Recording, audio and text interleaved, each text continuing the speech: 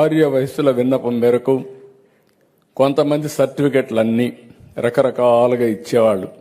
గుప్తా అని, శెట్టి అని, వైశ్య అని, కోమటి అని ఇలాంటి పేర్లు ఇస్తా ఉంటే, కాదు అందరికీ ఒకటే ఇస్తే బాగుంటుంది, ఆర్య వయస్సు పేరుతో ఇమ్మంటే తొందరలోనే దీన్ని కూడా తీసుకొచ్చి ఆ గౌరవాన్ని కూడా కాపాడతామని చెప్పి కూడా నేను మీకు తెలియజేస్తున్నా.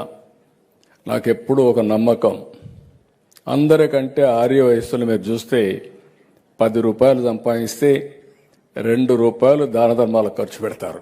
అది మీ యొక్క సంస్కృతి, అది మీకు వారసత్వంగా వచ్చినటువంటి సాంప్రదాయం కూడా. సంపాదన ముఖ్యం, వచ్చిన డబ్బుల్లో ఒక 2 రూపాయలు చారిటీకి ఖర్చు పెట్టేది సమాజంలో చాలా మందిని చూశాను. కానీ అందరికంటే ముందున్నటువంటి వర్గం ఆర్య వైశ్య కులం అని చెప్పి కూడా నేను మీకు తెలియజేస్తున్నా. ఇప్పుడు నేను మిమ్మల్ని కోరేది ఏంటంటే, ఇప్పుడు కొత్త కార్యక్రమం తీసుకొచ్చాం, 1 ఫ్యామిలీ 1 ఆంటర్‌ప్రెన్యూర్. ఈ 1 ఫ్యామిలీ 1 ఆంటర్‌ప్రెన్యూర్లో మీరు ఒక్క అడుగు ముందుకెయ్యాలి, అక్కడే ఆగిపోకుండా. ఇంతవరకు వ్యాపారం ఏ ఊర్లో చూసినా మీరే ఉంటారు. ఆ వ్యాపారాన్ని ఇంకొంచెం ప్రొఫెషనల్గా ముందు తీసుకపోతే చాలా ఉపయోగపడుతుంది కుటుంబాలకు అందరికీ. అందుకే నేను చెప్తున్నా, 1 ఫ్యామిలీ 1 ఆంటర్‌ప్రెన్యూర్లో ఆర్య వయస్సు కులంలో మొట్టమొదటిసారిగా ప్రతి ఒక్కరూ ఒక ఆంటర్‌ప్రెన్యూర్ కావాలని మనస్ఫూర్తిగా ఆకాంక్షిస్తున్నా. మా ఆడబిడ్డలు కూడా, మీరు కూడా బాగా చేయగలుగుతారు, మీరు ముందుండాలి. ఈరోజు రాష్ట్రంలో రతన్ టాటా ఇన్నోవేషన్ హబ్ పెడుతున్నాం. దీనికి అవసరమైతే కార్పొరేషనే కాకుండా గవర్నమెంట్ కూడా పూర్తిగా సహకరిస్తాం. అన్ని విధాలా మీరు ముందుకు రావాల్సిందిగా మరొక్కసారి మిమ్మల్ని అందరినీ కోరుకుంటున్నాను.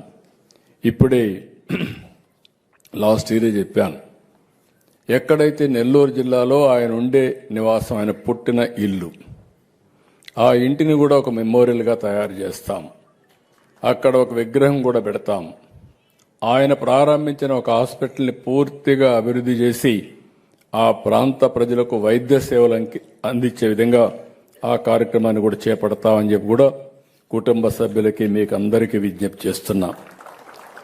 ఇది కాకుండా ఈరోజు ఇవన్నీ చూసిన తర్వాత కొంతమంది ఇంకా కూడా రాజకీయం చేసే పరిస్థితిలో ఉన్నారు. నేను చెప్పిన తర్వాత మీ అందరూ రాష్ట్రంలో గుర్తుపెట్టుకోవాల్సింది, దీనికంటే మెరుగైన రోజు లేదు, సరైన రోజు లేదు. ఆయన త్యాగం చేసిన రోజు. అందుకే రేపు రాబోయే రోజుల్లో కూడా ఆ స్టాచ్యూ పేరు కూడా పొట్టి శ్రీరాములు స్టాచ్యూ కాదు, స్టాచ్యూ ఆఫ్ సాక్రిఫైస్. త్యాగానికి గుర్తుండాలి, ఆ రోజు గుర్తుండాలి. శాశ్వతంగా అలాంటి మహనీయులు గుర్తుంటే రేపు రాబోయే రోజుల్లో అందరిలో కూడా అలాంటి ఒక స్ఫూర్తి వస్తుంది, జాతి కోసం పనిచేస్తారని చెప్పి కూడా నేను మీకు తెలియజేస్తున్నా. ఈరోజు మనం ఒకసారి చూసినప్పుడు ఆంధ్రప్రదేశ్ రాష్ట్రం, ఎంతోమంది మేధావులు ఈ రాష్ట్రానికి వని తీసుకొచ్చారు. కానీ మన దురదృష్టం, పర్మనెంట్ అడ్రస్ లేకుండా అటు ఇటు తిరిగాం. మెడ్రాస్లో కొన్ని రోజులు, ఆ తర్వాత కర్నూలులో కొన్ని రోజులు, తర్వాత హైదరాబాద్లో నేనే అభివృద్ధి చేశా. ఈరోజు one of the best liveable city అంటే దానికి చిరునామా హైదరాబాద్. ఆ నగరం ఇప్పుడు తెలంగాణకి వెళ్ళింది, పర్వాలేదు. మళ్ళీ ఈరోజు అమరావతి నగరాన్ని భావి తరాల కోసం ప్రపంచం మెచ్చే నగరంగా అమరావతి నిర్మాణం చేస్తామని మీ అందరికీ హామీ ఇస్తున్నా.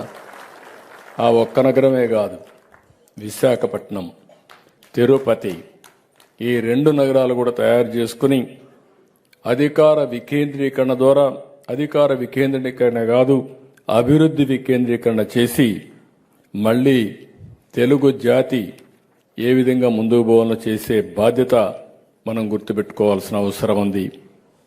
ఓసారి స్ఫూర్తి ముఖ్యం. నేను ఎన్నోసార్లు చెప్తున్నా మీ అందరికీ, ఆంధ్రప్రదేశ్ రాష్ట్రం కోసం ఆ రోజు హైదరాబాద్ నిర్మాణం చేశాం, నాలెడ్జ్ ఎకానమీకి చిరునామాగా చేశాం. దానివల్ల సర్వీస్ సెక్టర్ విపరీతంగా పెరిగింది. ఇప్పుడు కొత్తగా మన రాష్ట్రంలో మీరు చూస్తే మళ్లీ దాన్ని నెక్స్ట్ లెవెల్ తీసుకుపోవడానికి వర్కౌట్ చేస్తున్నాం. నిన్న మొన్న మీరు ఆర్బీఐ రిపోర్ట్ కూడా చూసుంటారు. దేశంలోనే ఎక్కువగా పండ్లు పండించే రాష్ట్రం ఆంధ్రప్రదేశ్ రాష్ట్రం. ఎక్కువ చేపలు ఉత్పత్తి చేసే రాష్ట్రం కూడా ఆంధ్రప్రదేశ్ రాష్ట్రం. అంటే నేను ఏదైతే వాణిజ్య పంటలకు ప్రాధాన్యత ఇవ్వాలన్నానో ప్రపంచం మొత్తం ఆహారపు అలవాట్లు మారిన దానికి అనుగుణంగా ముందుకు పోవాలని చెప్పి అనుకున్నాం. దాని ప్రకారమే ముందుకు పోతున్నాం. ఒక పక్క వ్యవసాయానికి ప్రాధాన్యత ఇస్తూనే ఇంకొక పక్కన ఇండస్ట్రీ రావాలి. గడిచిన 1.5 సంవత్సరంలో పెద్ద ఎత్తున ఇండస్ట్రీస్ వస్తున్నాయి. 21 లక్షల కోట్ల రూపాయలు పెట్టుబడులు సాధించిన ఏకైక రాష్ట్రం ఆంధ్రప్రదేశ్ రాష్ట్రం 18 నెలల్లో. ఇది కూడా వస్తే ఇంకా ఇన్వెస్ట్మెంట్ ఎక్కువ వస్తే తర్వాత సర్వీస్ సెక్టర్ కూడా మనం ముందుకు తీసుకుపోవాల్సిన అవసరం ఉంది. మనం ఏమాత్రం ఆలస్యం చేయడానికి వీలు లేదు. మొన్నటి వరకు ఈ రాష్ట్రంలో చూశారు 3 రాజధానులు. అదే మహాకుట్ర. ఒక మాటలో చెప్పాలంటే 3 రాజధానులు మాట్లాడి అసలు రాజధాని ఏదో లేకుండా చేసి మనం ప్రపంచం అంతా కూడా అపహాస్యమయ్యే పరిస్థితికి వచ్చాం. కనీసం మీరు రాజధాని పేరు చెప్పలేకపోతున్నారని. ఎంత నామోషిగా ఉంటుందంటే ఓసారి నీ పేరేంటంటే మన పేరు చెప్పుకోలేని పరిస్థితికి మనం వచ్చాం. ఎక్కడి నుంచి వచ్చావంటే ఆంధ్రప్రదేశ్ రాష్ట్రం అంటే మీది ఎక్కడ రాజధాని అంటే చెప్పలేని పరిస్థితిలో ఉన్నాం. ఈరోజు గర్వంగా చెప్పగలుగుతున్నాం మా రాజధాని అమరావతి అని.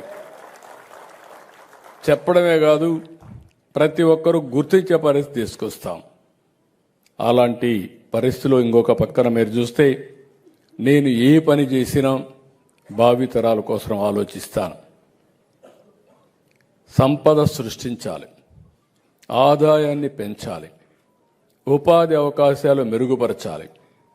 ఈరోజు మీరు చూసినప్పుడు మెడికల్ కాలేజీలు కూడా కొంతమంది కావాలని రాజకీయం చేసే పరిస్థితికి వస్తున్నారు. ఏదైతే ఈరోజు ఒక రోడ్డు ఉంది, రోడ్డు మనం ఏం చేసేది పీపీపీ మోడల్లో చేస్తాం. 10-15 సంవత్సరాలు వాళ్ళు రన్ చేస్తారు. రన్ చేసి మళ్ళీ ప్రభుత్వానికి అప్పచెప్తారు. అది ప్రభుత్వ ఆస్తి. రన్ చేసేది ప్రైవేటు వ్యక్తులు. తద్వారా ఎక్కువ పనులు అవుతాయి. నిన్న పార్లమెంటరీ కమిటీ కూడా ఒక మాట చెప్పారు. ఈరోజు ఉండే పరిస్థితిలో మెరుగైన చదువు కావాలన్నా, మెరుగైన సేవలు కావాలన్నా ఈ హాస్పిటల్ కానీ కాలేజీలు కానీ పీపీపీ విధానమే మెరుగైన విధానమని పార్లమెంటరీ పార్టీ కూడా చెప్పే పరిస్థితికి వచ్చారు. రికమెండేషన్లు ఇచ్చే పరిస్థితికి వచ్చారు. అలాంటిది మనం పీపీపీ విధానంలో ముందుకు పోతే ప్రజల్ని మభ్యపెట్టడానికి ప్రైవేట్ అంటారు.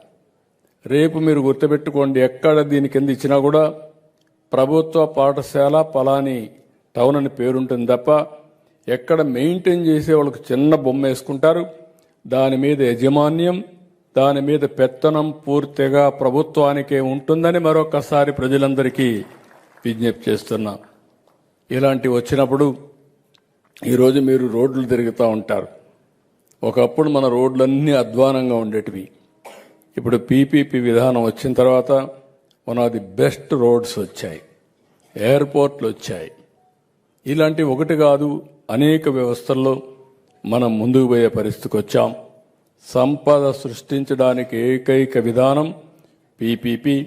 దీనిపైన ఇంకొక పక్కన నేను ఆలోచించింది, వీటి వల్ల ఆదాయం పెరుగుతుంది, సంపద వస్తుంది, అదే సమయంలో ఆర్థిక వ్యత్యాసాలు పెరిగిపోతాయి. కాబట్టి P4 తీసుకొచ్చాం, పబ్లిక్ ప్రైవేట్ పీపుల్స్ పార్ట్నర్షిప్ అని. కింద నుండే కుటుంబాల్ని పైకి తేవడానికి ప్రత్యేక శ్రద్ధ, ప్రత్యేక కార్యక్రమాన్ని ఒక పద్ధతి ప్రకారం తీసుకొచ్చిన ప్రభుత్వం ఎన్డీఏ ప్రభుత్వం అని చెప్పి కూడా నేను మీకు తెలియజేసుకుంటున్నా. అందుకని ఈరోజు నేను బయట ఉన్నా కూడా నేను ఒకటే ఆలోచించా, ఈరోజు కంపల్సరీగా ఇక్కడికి రావాలి, పొట్టి శ్రీరాములు గారికి నివాళులు అర్పించాలి. అదే సమయంలో మనం ఏం చేయబోతున్నామో మనం ప్రజలకు చెప్పి స్ఫూర్తిని నింపాలనే ఉద్దేశంతోనే ఇక్కడికి వచ్చాను.